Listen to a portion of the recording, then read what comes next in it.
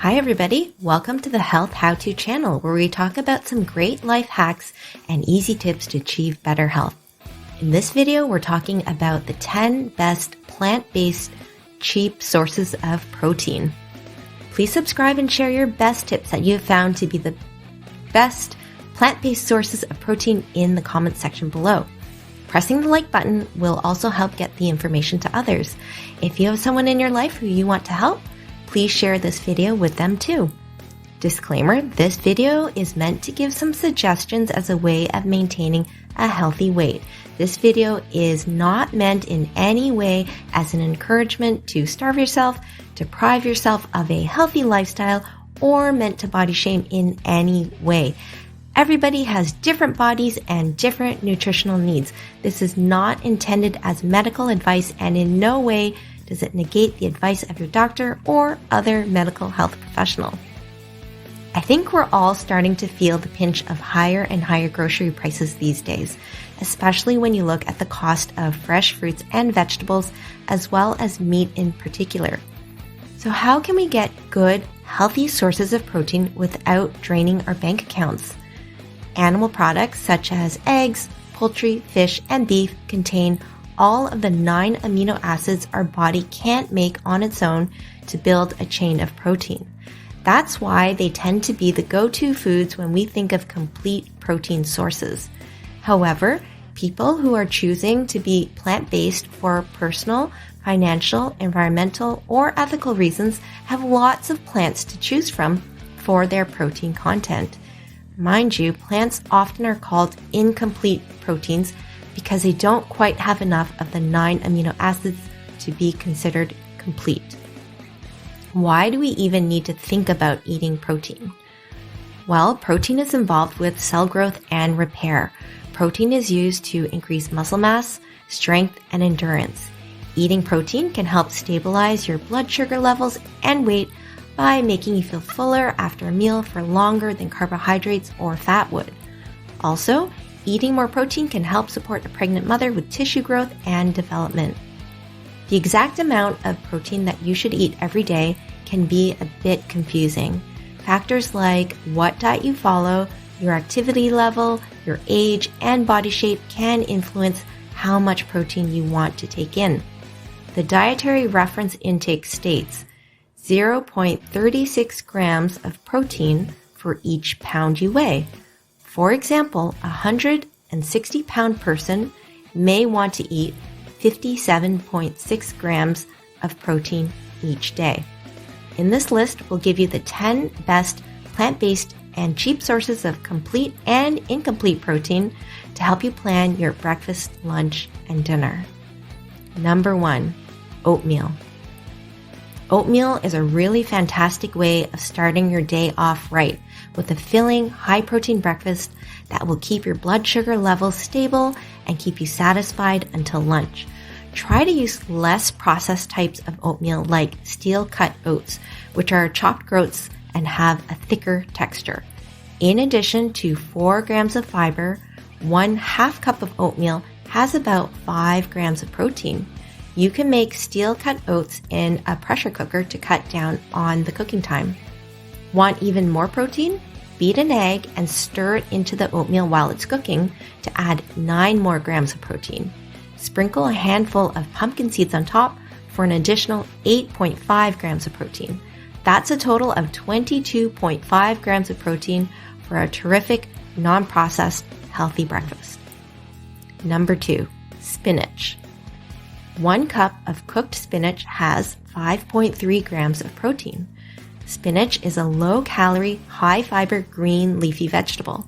It's a fantastic source of antioxidants to help with your skin and immune system.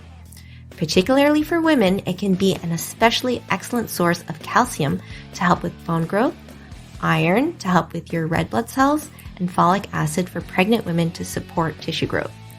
Spinach also has loads of other healthy benefits, like decreasing the risk of cancer, reducing blood pressure, and helping with your vision.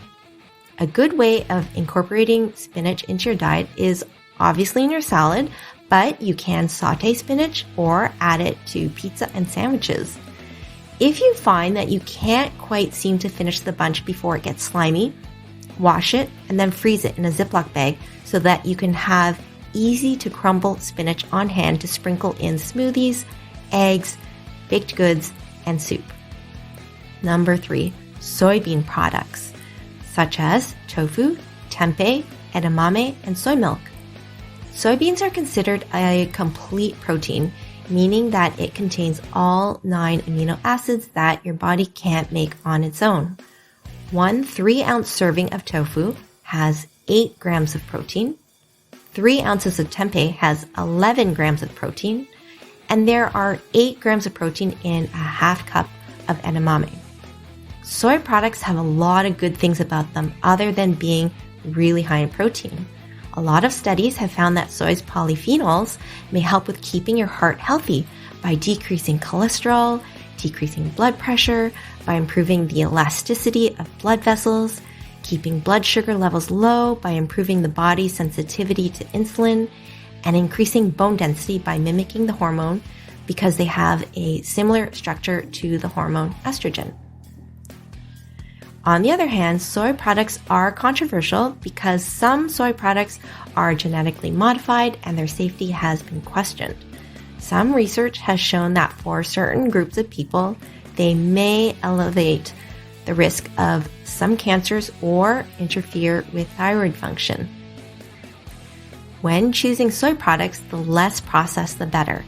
That means try to choose edamame, which are young green soybeans, over flavored soy milk with added sugar. Or try to choose tofu over processed soy protein powder.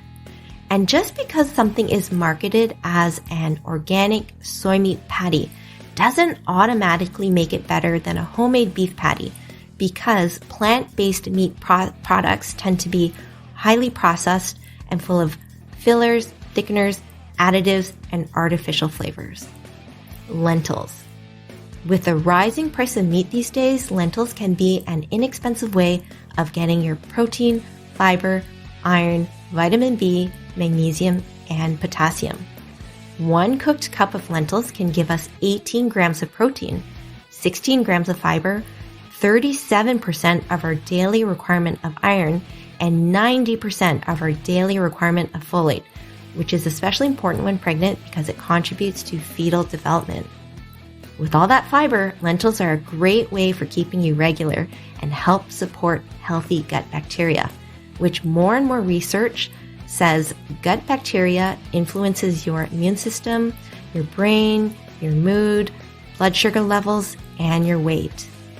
If you just want to use less ground meat, lentils are also great as healthy fillers in hamburgers, meatloaf, and chili. Number 5, green peas. Green peas are an easy food to satisfy your protein needs. There's about 9 grams in a cooked cup. The slightly sweet taste can be great for picky eaters and widely available in the freezer section. Peas can also be blended and used as a pasta sauce, soup, or stir-fried with rice. Number 6, hemp seeds. Hemp seeds are one of the few plants that is a complete protein. 1 serving, which is 3 tablespoons, has 9 grams of protein. Something to note is that hemp seeds, like most nuts and seeds, are not exactly low in calories. There are 166 calories in 1 serving. Some research has shown that hemp seeds can help with decreasing inflammation, help with menopause, PMS, and eczema. Number 7, quinoa.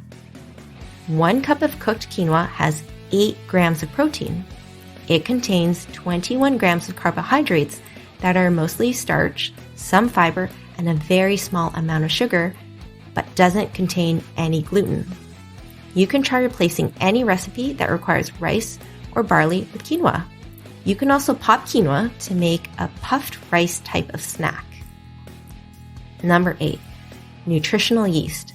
Nutritional yeast is considered a complete protein with 8 grams of protein in a quarter cup. Nutritional yeast is a powder or flaky type of seasoning that can be added to your food to give a cheesy type of flavor. This can be great for people with dairy intolerances or vegans. You can try sprinkling nutritional yeast on pizza, bread, pasta, or casseroles. Number 9, rice and beans. Rice and beans are a great comfort food combo that together form a complete source of protein. 1 cup of beans can contain about 12 grams of protein. The top 3 beans that contain the most protein are large white beans at 17.4 grams per cup, pinto beans at 15.4 grams per cup, and kidney beans at 15.3 grams per cup. Number 10, peanut butter sandwich. Do you make lunches with processed luncheon deli meats? These salty and higher fat lunch meats have sodium nitrate for preservation, flavor, and color, but can ultimately increase your risk of cancer, harden your arteries, which puts you at risk for heart disease, and finally can increase your risk of diabetes because of the way it changes how your body uses sugar. A quick and tasty way of still getting complete protein is combining natural peanut butter and bread, which can give you 14 grams of protein. If you find that peanut butter sandwiches are a bit dry and want to avoid adding sugar-filled jelly, some people swear by adding unusual toppings like tomatoes and avocado. And finally, here's a bonus high protein source. Number 11, cottage cheese. Yes, I realize that cottage cheese is not a plant. However, I couldn't resist adding it. There is a reason why this inexpensive, lower calorie, high calcium cheese was once the darling of the diet industry. 1 cup contains 28 grams of protein, which is over 70% of its caloric value. Some cottage cheese has live cultures of probiotics, which are great for promoting a healthy gut. Cottage cheese does contain higher amounts of lactose than ripened cheese though, so it may cause more problems for people who are lactose intolerant. Try cottage cheese as a substitute for mayo, sour cream, or yogurt, in pitas, as a dip, or as a protein accompaniment to fruit. If you have some great plant-based high protein suggestions or recipes, I'd really appreciate it if you could share them down below in the comment section so that we can all benefit in our personal journey to better health. Please subscribe and turn on notifications so you don't miss any health how-to videos where we talk about easy ways to improve your health. Also, please press that like button because it can really help get this information to those that need it.